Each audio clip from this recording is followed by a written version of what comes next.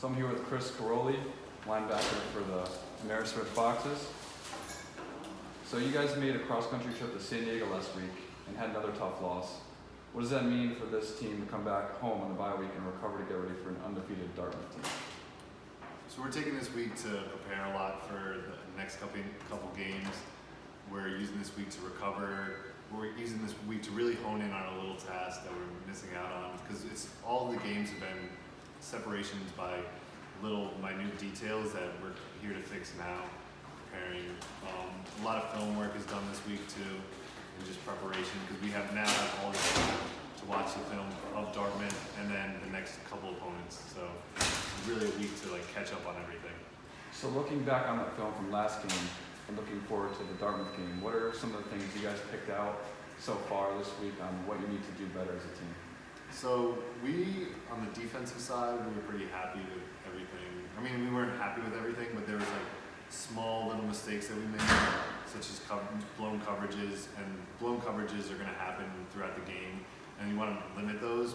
So we felt that we come back, learn from those, really focus on our playbook and get back into the playbook, that we can limit those blown coverages and assignments. So you don't feel that the scoreboard and the amount of points you guys allowed has reflected the defense as far as being stout and fundamental? I don't want to point fingers at anyone, but I feel the defense as a whole feels that it's harder to recover when you're on your side of the 20 and stop them from scoring any points. And with constant change of offense to defense, it limits the amount of time you have to come back to the sideline and really see what they're doing and make the sideline adjustments that usually you make during the drive. So what specifically about Dartmouth do you think is a strong point for them, and what about your strong points as a team are going to make it easier to stop them? We have so their strong points for them. They're a really good team, full of a bunch of smart kids. Obviously, they go to an Ivy League school. They're a big team, bigger than most of the teams in the PFL. But for us, we have a really solid group of corners and linebackers with a whole bunch of leaders like Brandon and Malik that we can really benefit from. And Pete has been playing well too. And I think the D-line is really maturing as they get more and more games underneath their belt too. So they're stouting up on the defensive line, so they should be able to handle the size better. Speaking of linemen, how do you feel about the injury of Ian Grant? Where has he come since his big injury last week? So I've been driving Ian around for the last couple days.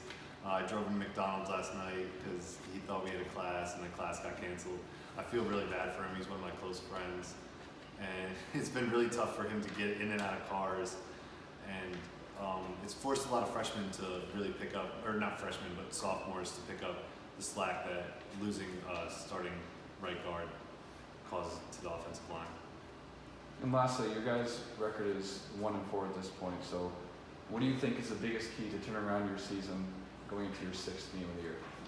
I think we have to come together as a team. It feels like there's a big divide that's growing within the team, and I think there's a lot of pointing fingers. The offense is pointing fingers at defense is pointing fingers at the offense, and I think we just need to come together as a team, focus on the little things, and just start playing football.